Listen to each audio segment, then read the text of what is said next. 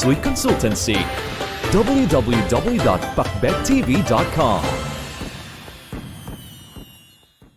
Maliit lang ang bahay mo, kapakbet, pero gusto mo itong gamitan ng feng shui o gusto mo itong paswertihin? Kung oo, nasa tamang video ka. Pagdating sa feng shui, ang space ng bahay ay napakahalaga. Kapag maliit lang ang espasyo ng isang lugar, mahirap at limited lang ang kaya mong gawin, mga kapakpit. At isa ito sa mga problema ng mga maliit lang ang bahay, mapa-studio type man. Pero alam mo ba na kahit maliit lang ang bahay mo, ay kaya mo pa rin itong paswertihin gamit ang mga lucky feng shui tips na aking babanggitin, mga kapakbit. Kaya naman, makinig ka at mag-take down some notes ka, kapakpit. Pagdating sa feng shui, may mga bagay kang dapat tandaan kahit maliit o malaki man ang bahay na meron ka. At ito ang mga sumusunod. Main entry ng bahay.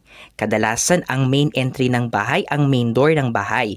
Ito ang magbibigay ng deskripsyon sa kung ano ang magiging lagay ng enerhiya sa loob ng bahay nyo, mga kapakbit. Ito kasi ang mouth of chi. Dito papasok at lalabas ang enerhiya galing sa labas at sa loob ng bahay. Kaya napaka-importanteng malaman mo ito. Sunod ay ang mga ilaw sa bahay. Ang ilaw ay isang yang energy o positive energy, mga kapakbit. At base sa perspektibo ng feng shui, makakatulong ang mga ilaw sa bahay para dumaloy ng maayos ang good chi sa loob. Sunod na dapat mong tandaan bago mo i-apply ang mga lucky feng shui tips, mga kapakbit, ay ang kusina sa bahay. Ang kusina ay ang pugad ng fire energy.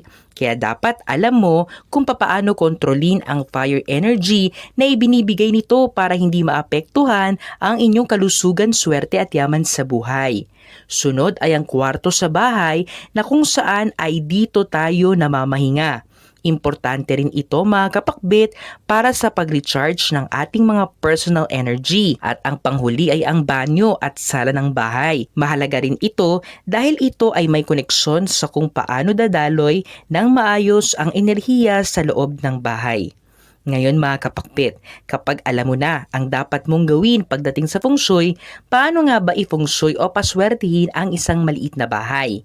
Ang unang dapat mong gawin, mga kapakbit, kung maliit lang ang bahay mo, ay i-define ang main entry ng bahay. Ano ang nais kong ipahiwatig dito? Sinasabi lang dito, mga kapakbit, na kailangan mong i-maximize o ipakita ang main entry point ng inyong bahay. Kung ang main entry point ng inyong bahay ay ang main door ninyo, dapat ay kitang-kita ang main door at walang nakaharang. Isa ito sa mga common mistakes, lalo na sa mga maliliit ang bahay. Bigyan ng sapat na daan ang main door ng bahay, mga kapakbit. Sabi nga kanina, ito ang magdidikta kung good or bad chi ang papasok sa bahay. Tiyak, mga kapakbit, kung masikip ang daan ng inyong bahay o ang main entry point, tiyak din na mahihirapang pumasok ang swerte. Kaya naman, ilipat mo ang mga gamit na nasa main door ng bahay. Hanapin ang ibang pwesto. Sunod naman ay ang mga ilaw. Kahit maliit lang ang bahay mo, kadalasan 2 or 3 lamang ang ilaw, iwasong gumamit ng punding ilaw, mga kapakpit. At kapag kaumaga naman, hanggat maaari, natural light lang ang pumapasok. Liwanag mula sa sikat ng araw. Makakatulong ito upang magbukang may buhay ang mumunting tahanan. Isa pa sa mga praktikal na paraan para sa mga maliliit na bahay pagdating sa feng shui ay ang paggamit ng kurtina. Makakatulong ito, mga kapakbit, para magkaroon ng division at separation sa loob ng inyong bahay. Gumamit kayo ng mga lucky curtains. Kung 3 lang ang pintuan sa bahay mo, kapakbit, sa harap, sa likod at sa banyo, lagyan mo ng pulang laso ang bawat doorknob. Makakatulong ito para sa proteksyon at imbitahan ang swerte na pumasok. 5, dahil napakahalaga ng main door, kahit maliit lang ang bahay na meron ang isang tao, makakatulong ang paglalagay ng 2 lucky plant sa pintuan ng bahay para sa set ng mood. 6, gumamit ka rin ng mga feng shui cures at remedies katulad ng saltwater cure. Kung paano ito gawin, bisitahin lamang ang aming official YouTube channel. 7, ang wealthy area ng bahay, mga kapakbit, ay nasa far left corner ng bahay, nasa malayong kaliwang sulok ng bahay.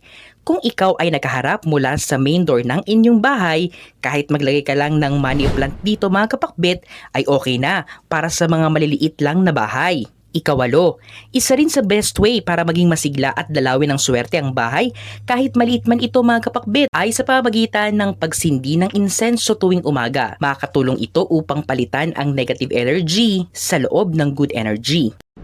We have crossed one more milestone. It's only the beginning. Visit our new store Kapakbit. Unit 1004 Cityland Shaw Tower, corner St. Francis Shaw Boulevard, Mandaluyong City.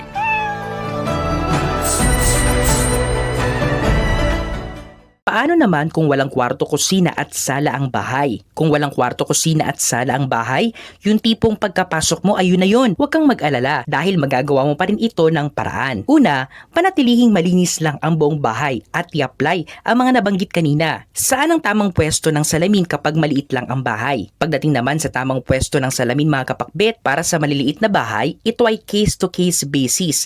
Pero in general, iwasan lang itong itapat sa pintuan ng bahay at sa iba pang salamin. Iwasan ding itapat ito sa kusina, banyo at kwarto. Tandaan natin mga kapakbet na ang feng shui ay para sa lahat, hindi lang sa mga taong malalaki ang mga bahay. Pwede rin ang feng shui sa mga maliliit ang bahay.